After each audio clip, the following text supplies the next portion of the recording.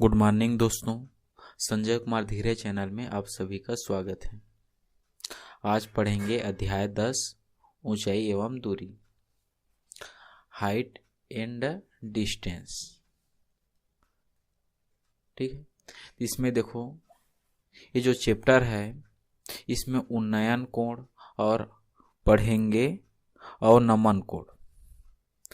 तो इसमें देखो ये जो आदमी दिख रहा है आप लोगों को, ये जो आदमी है यहाँ पे ये जमीन में खड़ा है और ये देखो झंडा के ऊपर जो शीर्ष है यहाँ पे डी पॉइंट है, इसको देख रहा है। तो जमीन में खड़ा होकर जब ऊपर की ओर देखा जाता है तो उसको बोलते हैं, उससे कौन कौन बनता है? उन्नयन कोण बनता है। ठीक है, उससे कौन से कोण बनता है हमेशा याद रखना, उससे उन्नयन कोण बनता है। मतलब जमीन में एक हिस्सी प्रक्षेप क्षैतिज पर खड़ा होकर, किसी क्षैतिज पर खड़ा होकर ऊपर की वस्तु को जब भी देखते हैं तो ये जो क्षैतिज है ना, ये क्षैतिज के जो रेखा एवं दृष्टि रेखा के बीच का कोण उन्नयन कोण कहलाता है। ठीक है, उसको हम लोग अभी प्रश्नावली को सॉल्व करेंगे तो समझ जाओगे। लेकिन आप लोगों को एक चीज ध्यान देना है, उन्नयन कोण में क्या होता है, कोई भी व्यक्ति है जो नीचे में है और ऊपर की ओर देखता है। ठीक है, जैसे झंडा को देख रहा है या फिर ये जो घर है इस बी पॉइंट को, घर के जो टॉप है इसको देख रहा है, उससे कौन सा कोण बनेगा? तो उन्नयन कोण बनेगा। बस इतना आप लोग ध्यान दो। और दूसरा देखो अवनमन कोण, इसमें क्या है, देखो एक लड़की है जो ऊपर से नीचे की ओर देख रहा है। ठीक है, कहाँ पे है? ये घर में है, घर के ऊपर में है। ठीक है, वहां से ये रोड में जो कार है उसको देख रहा है। तो ऊपर से जब नीचे की ओर देखते हैं तो उससे जो कोण बनता है, यहाँ पे देखो, उससे जो कोण बनता है उसको बोलते हैं अवनमन कोण। ठीक है, इसको परिभाषा के तौर पर अगर लिखेंगे, जब कोई प्रेक्षक, ठीक है, ऊंचाई पर स्थित होकर नीचे धरातल की किसी वस्तु को देखता है तब काल्पनिक क्षैतिज रेखा एवं दृष्टि के बीच का कोण अवनमन कोण कहलाता है। काल्पनिक, ये जो दिख रहा है ये, यहाँ से हम लोग क्या करेंगे, इसके दृष्टि से ऐसे एक काल्पनिक रेखा खींचेंगे, ये काल्पनिक रेखा। ठीक है, और ये क्षैतिज है, यहाँ से नीचे के बीच में जो ये कोण बन रहा है ना, यहाँ पे जो कोण बन रहा है इसी को हम लोग क्या बोलते हैं? ये कोण है, मान लो यहाँ पे 30 डिग्री है या फिर 50 डिग्री है, इसी को क्या बोलते हैं? इसी को बोलते हैं अवनमन कोण। तो अवनमन कोण में जब कोई व्यक्ति है ऊपर से नीचे की ओर देखता है, समझो, और उन्नयन कोण में नीचे से ऊपर की ओर देखता है। यहां तक क्लियर है?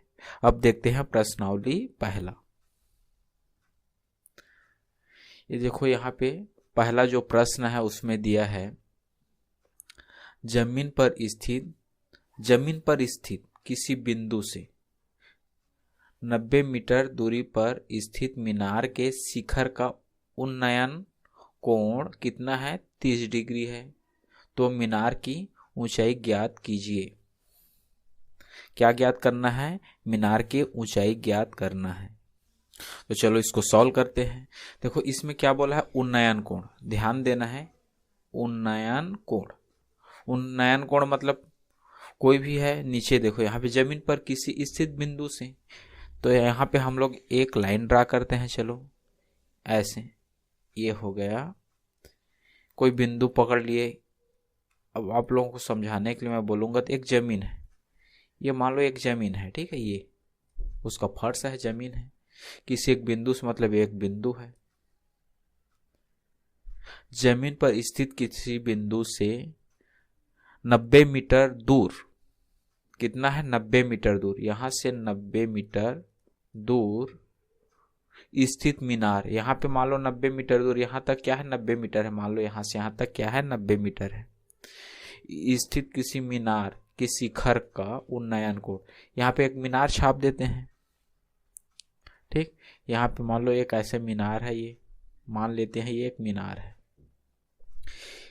और बोला है मीनार के शिखर, इसका जो शीर्ष है ना, ये पॉइंट का उन्नयन कोण 30 डिग्री है। यहां से यहां तक कितना है? ये 30 डिग्री है। ऐसे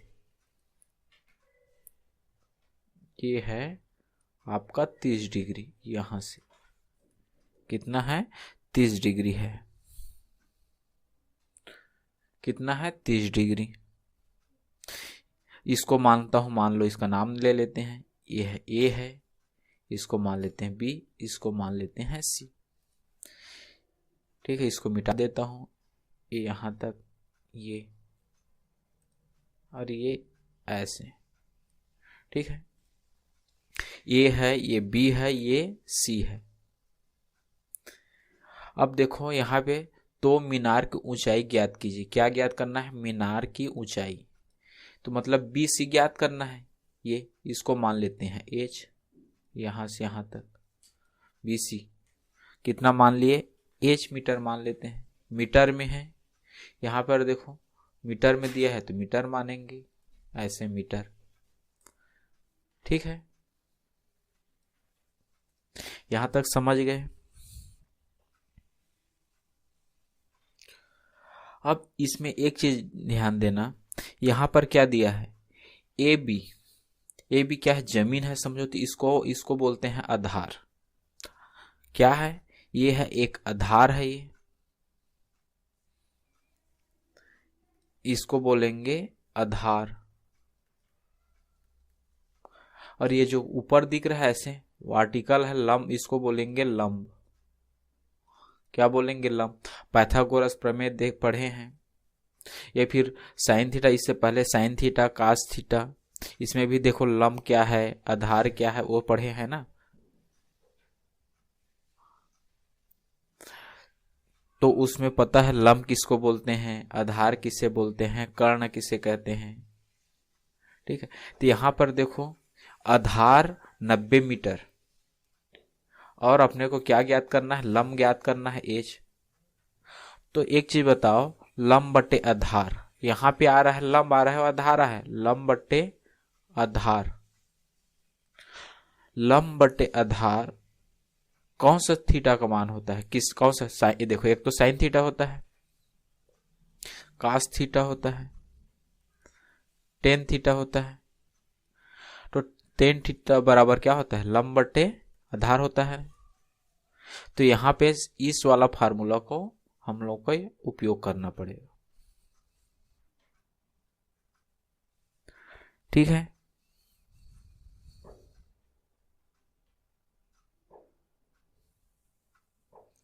तो यहां पर देखो क्या लिखेंगे,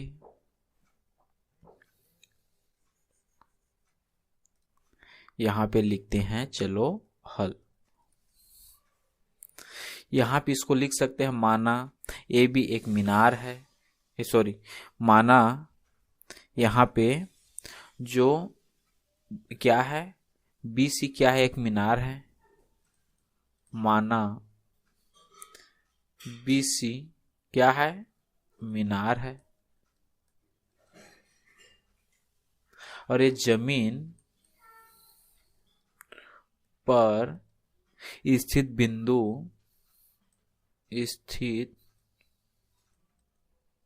बिंदु ए है। ठीक है, इसमें क्या है, जो बीसी है क्या है, मीनार है, और यहां पे ए क्या है, एक बिंदु है जमीन पर स्थित, जिसमें ए बी बराबर क्या है, 90 मीटर है, और ये मीनार, इसी को ज्ञात करना है। ठीक, यहां तक। तभी मैं बोला आप लोगों को, यहां पे किसको यूज करेंगे, अभी मैं बोला लंब बट्टे आधार। तो यहां पर देखो टेन थीटा बराबर क्या होता है, लंब बट्टे आधार होता है। तो यहां पर देखो टेन थीटा कितना, यहाँ पे 30 है, क्या है यहाँ पे 30, यहाँ पे लिखेंगे हम लोग ऐसे, इसी में सूत्र मान रखेंगे। ठीक है, यहां पे लिख देंगे, यहां पे थीटा इक्वल कितना है, यहां पे और लिख सकता हूं, थीटा इक्वल है 30 डिग्री। तो टेन 30 डिग्री बराबर लंब क्या है, लंब को माने हैं एच, और आधार है 90 मीटर। अब एक चीज बताओ, टेन 30 डिग्री का मान क्या होता है? तो ये आपका फार्मूला है, इसको आप लोगों को याद करना पड़ेगा। ये यहाँ पे मैं साइड में लिखता हूँ। ये यहाँ पे टेन 30 का मान क्या होता है? देखो, टेन 30 का मान होता है 1/√3। कितना होता है? 1/√3। तो यहाँ पर हम लोग लिखेंगे 1/√3 और h/90। ठीक है। अब क्या करेंगे? तिर्यक गुणा करेंगे। तिर्यक गुणा करने पर, ठीक, तिर्यक गुणा करेंगे तो ऐसे ऊपर नीचे ऐसे गुणा होता है। तिर्यक गुणा में क्या होता है? ऐसे क्रॉस गुणा होता है। ठीक है। तो यहां पर क्या हो गया? देखो 90 ऊपर चला जाएगा। एज का मान ज्ञात करना है, एज को नीचे के साथ गुणा नहीं करेंगे, ठीक है, क्योंकि एज का मान ज्ञात करना है। तो ये हो जाएगा आपका 90/√3 एज बराबर, होगा कि नहीं होगा? ये आंसर है। इसको और घटाओगे तो 90 को हम लोग क्या लिख सकते हैं? देखो यहाँ पे जो 90 है इसको 3 × 30 लिख सकते हैं। 30 दिया करता हो 90 होता है।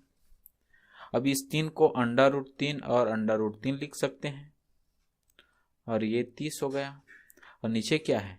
√30 है, 3 है, 3 से 3 कैंसिल हो जाएगा, तो हो जाएगा 30/√3। क्या हो जाएगा? 30/√3। तो इसके जगह हम लोग लिख सकते हैं 30/√3 बराबर एच। ये आपका आंसर है, यही इतना मीटर होगा। एच बराबर 30/√3 मीटर। ये क्या है? मीनार की हाइट होगा। ठीक है। ये जो मीनार है उसका हाइट कितना होगा? इसको मैं भी मिटा देता हूं।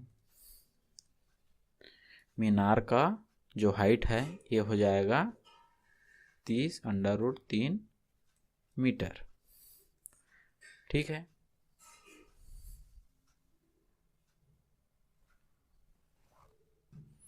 अब देखते हैं दूसरा प्रश्न।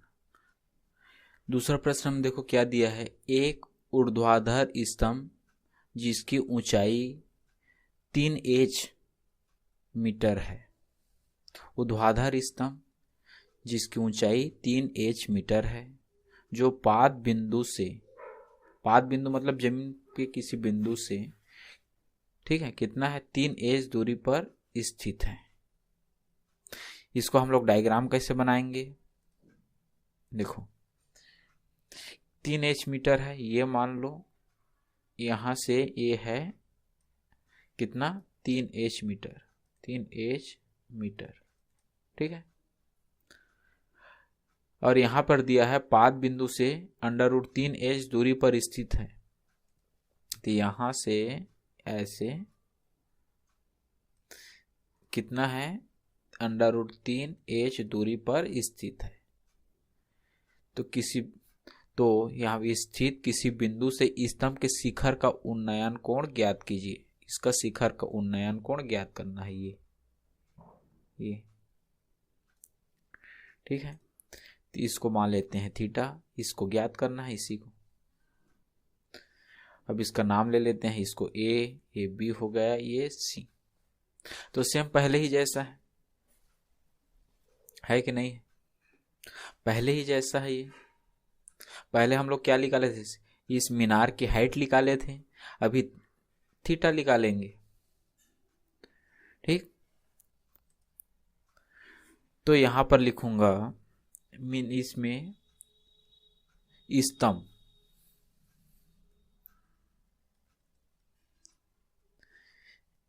स्तंभ कौन है? BC, जो कितना दिया है? 3h मीटर है। ठीक है। अब यहां पर देखो इसमें लिखा है पाद बिंदु। पाद बिंदु कौन सा है? ए बी है।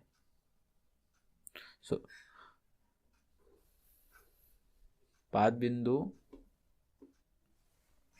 जो पाद बिंदु ए से बी की दूरी ऐसे लिखेंगे, ठीक है। एक से बी की दूरी कितना है? √3h है, ठीक है। तो सेम सूत्र यहाँ पे भी लगाएंगे। इसमें भी लंब आपको पता है, लंब है ये और ये आधार है, तो टेन वाला ही फार्मूला लगेगा।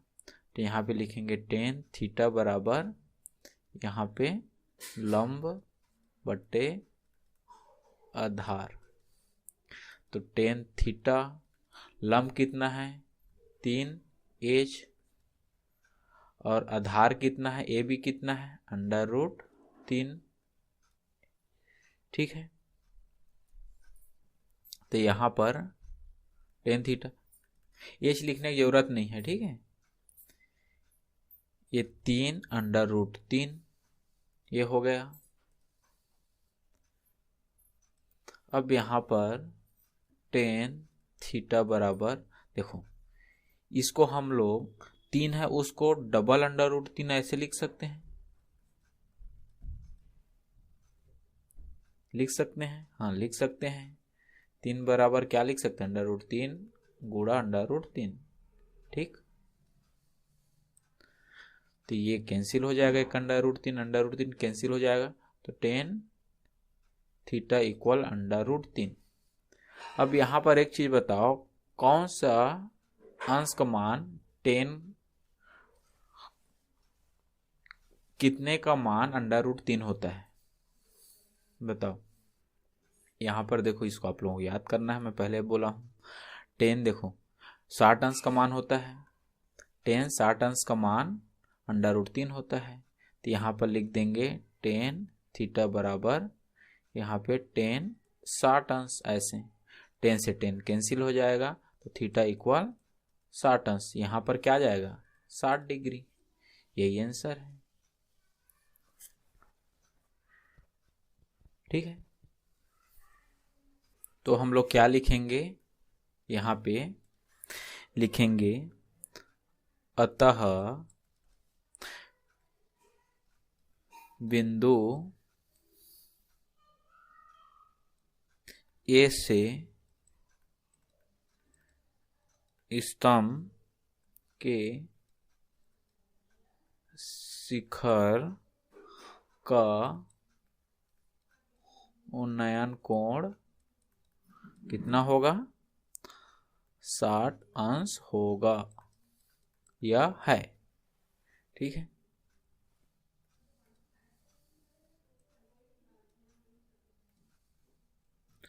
इस तरह से आप लोगों को बनाना है। फिर देखते हैं तीसरा नंबर का प्रश्न। देखो इसमें दिया है, एक पतंग भूमि से 60 मीटर ऊंचाई पर उड़ रही है। कहाँ से? भूमि से। पतंग में लगी डोरी भूमि के एक बिंदु पर खूंटी से बंधी हुई है, ठीक है। भूमि के साथ डोरी का झुकाव 30 अंश है। तब यह मानकर कि डोरी पूर्णतः तनी हुई है, उसकी ऊंचाई एवं उसकी लंबाई ज्ञात कीजिए। क्या ज्ञात करना है? लंबाई ज्ञात करना है। तो देखो इसका डायग्राम कैसे बनेगा? ये जमीन है ऐसे, ठीक। अब यहां से ऐसे 60 डिग्री, और ये है 60 डिग्री जमीन से, ये जमीन है, यहां से 60 डिग्री।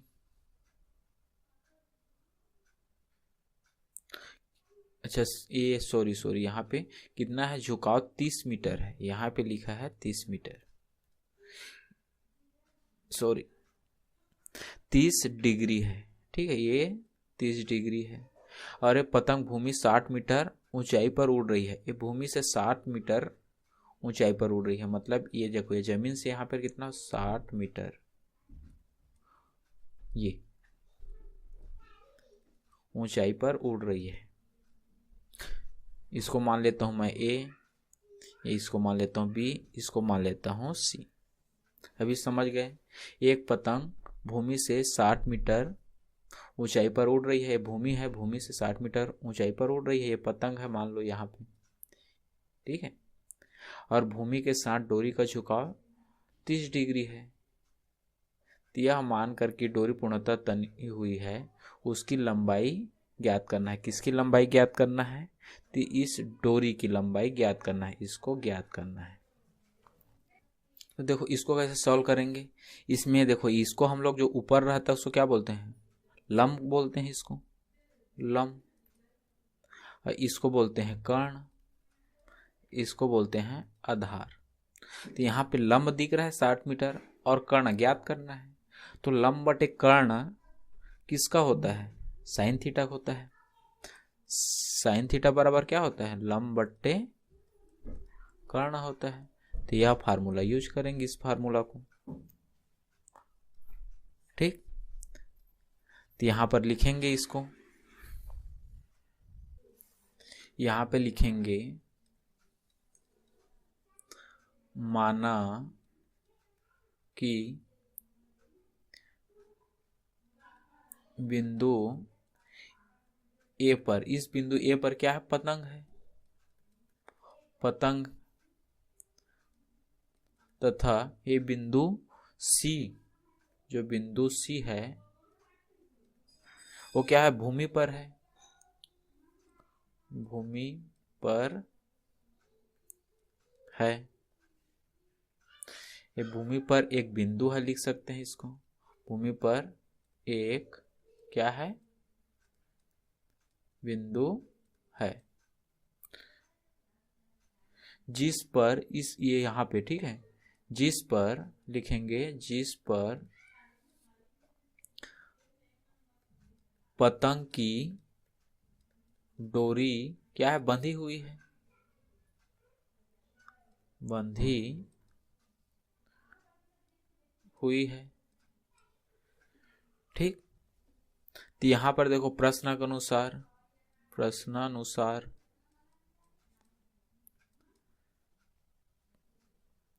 यहां पर ए बी क्या है?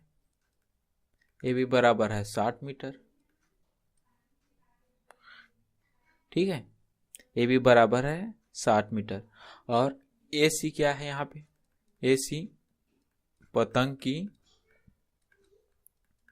डोरी है, इसी को ज्ञात करना है।